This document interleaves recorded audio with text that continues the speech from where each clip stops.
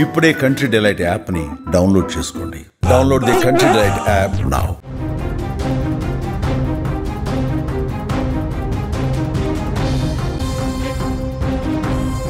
రంగారెడ్డి జిల్లా చేవెళ్లలో జరిగిన బస్సు ప్రమాదం యాలాల మండలం పెర్కంపల్లి గ్రామంలో తీరని విషాదాన్ని మిగిల్చింది.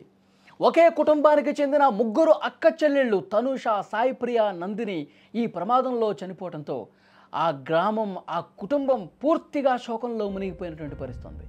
తమ బిడ్డలు బాగా చదువుకొని జీవితంలో ఉన్నత స్థానానికి చేరుకుంటారని భావించిన ఆ కన్న తల్లిదండ్రుల కలలన్నీ కూడా నీరుగారిపోయిన పరిస్థితి. కానీ ఆ కన్నీటి కలలు పూర్తిగా చెల్లాచెదరైపోతున్నటువంటి పరిస్థితి. వీధి వారిని మృత్యువు రూపంలో కాటేసింది. పోస్ట్ మార్టం తర్వాత ఆ ముగ్గురు అక్క చెల్లెళ్ళ మృతదేహాలు గ్రామానికి చేరుకున్నాయి. ఆ కుటుంబానికి చేరుకున్నటువంటి పరిస్థితి. పెర్కంపల్లిలో ఒక్కసారిగా రోదనలు మిన్నంటాయి. వీధులన్నీ కూడా మోగపోయాయి. తమ ముగ్గురు బిడ్డల పార్థివ దేహాల్ని చూసి ఆ తల్లిదండ్రులు, కుటుంబ సభ్యులు గుండె లవిసేలా రోధిస్తున్నారు. చదువుల్లో ఎప్పుడూ చురుగ్గా ఉంటూ భవిష్యత్తుపై ఎన్నో ఆశలు పెట్టుకున్న ఆ ముగ్గురు యువతులు ఇక లేరు అని ఈ విషయం తెలిసిన తర్వాత నమ్మలేని ఈ నిజాన్ని ఆ గ్రామస్తులు కూడా ఎవరు జీర్ణించుకోలేకపోతున్నారు. చిన్న వయసులోనే జీవితాన్ని కోల్పోయినటువంటి ఆ సోదరీమణుల మరణం యావత్ గ్రామం మొత్తం కూడా ఒక్కసారిగా కదిలించేసింది. ఎవరికి వారు తమ ఇంట్లో విషాదం జరిగింది, తమ ఇంట్లోనే ఇంతటి ఘోరమైనటువంటి ప్రమాదంలో విషాదం జరిగిందని చెప్పి అంత దుఃఖిస్తూ ఉన్నారు, అంత ఏడుస్తూ ఉన్నారు. ఆ ముగ్గురు అక్క చెల్లెళ్ళ ఆ పార్థివ దేహాలు మూడు కూడా ఇంటికి వచ్చినటువంటి పరిస్థితుల్లో ఇంట్లో ఎంతటి విషాదం నెలకొంది.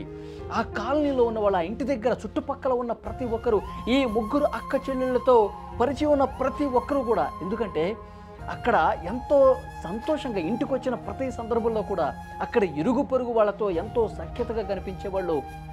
పిన్ని అని ఇంట్లోకి వెళ్ళి కలిసేవాళ్ళు, అక్క అని పలకరించేవాళ్ళు, పెద్దమ్మ అని పలకరించేవాళ్ళు. ఆ ఇంటి చుట్టుపక్కల ఉన్నవాళ్ళు ప్రతి ఒక్కరితో కూడా మంచిగా అనుబంధం, పెనవేసుకున్న పోయినటువంటి అనుబంధం. తమ కుటుంబ సభ్యురాలుగా, తమ అమ్మాయిగా, తమ పిల్లగా మేము భావించినటువంటి అమ్మాయిలు ఈరోజు ఈ ప్రమాదంలో చనిపోయారని చెప్పి తెలిసిన తర్వాత ఎవరూ కూడా నమ్మలేని పరిస్థితి. వాళ్ళు ఎంత బాధపడతా ఉన్నారో, ఎంత రోధిస్తూ ఉన్నారో ఒక్కసారి చూడండి వీడియో.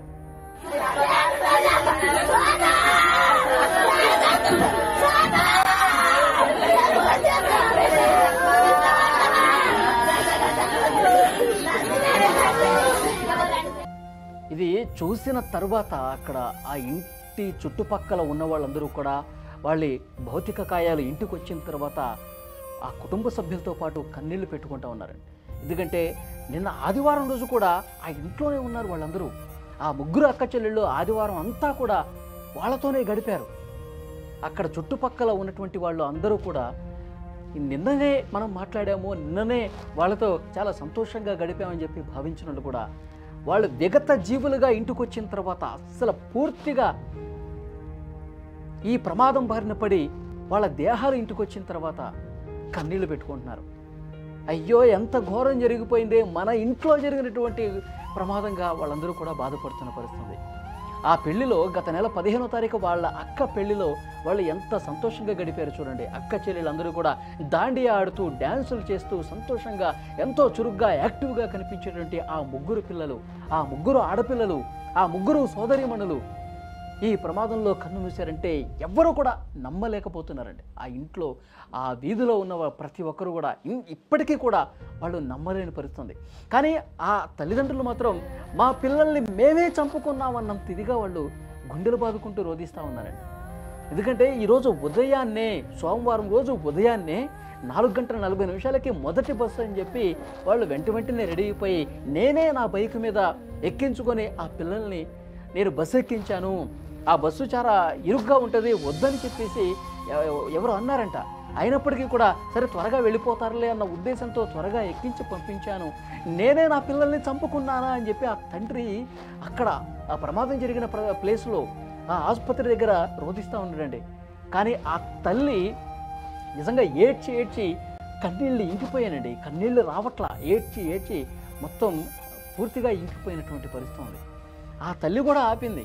సోమవారం ఉదయాన్నే వెళ్ళండి అమ్మా, ఆదివారం వెళ్తామని చెప్పేసి వాళ్ళు అంటే తనే ఆపిందంట. ఇది కూడా తలుచుకొని అరే నిన్న వాళ్ళు చెప్పినట్టుగా పంపించి ఉంటే నా బిడ్డలు ఈరోజు బతికుండేవాళ్ళు కదా అని చెప్పి ఆ తల్లి రోధిస్తోంది. ఇంకా రోధించి ఏడ్చి కళ్ళమ్మట నీళ్లు కూడా రావట్లా.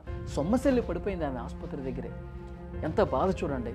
అక్కడ చుట్టుపక్కల ఉన్నవాళ్ళు ప్రతి ఒక్కరు కూడా ఈ పిల్లలు తమ పిల్లలుగా భావించిన వాళ్ళు ఇంత సంతోషంగా ఇంత బాగా మంచిగా మాట్లాడి పలకరించే పిల్లలు, రోజు అక్కడ చదువుకుని హైదరాబాద్లో చదువుకుంటున్న పిల్లలు ఈరోజు ఏమీ అసలు విగత జీవులుగా పూర్తిగా చనిపోయి కళ్ళ ముందు కనిపిస్తుంటే తట్టుకోలేకపోతూ ఉన్నారు. ఆ ప్రాంతం మొత్తం కూడా, ఆ గ్రామం మొత్తం కూడా విషాదంలో కూరుకుపోయింది.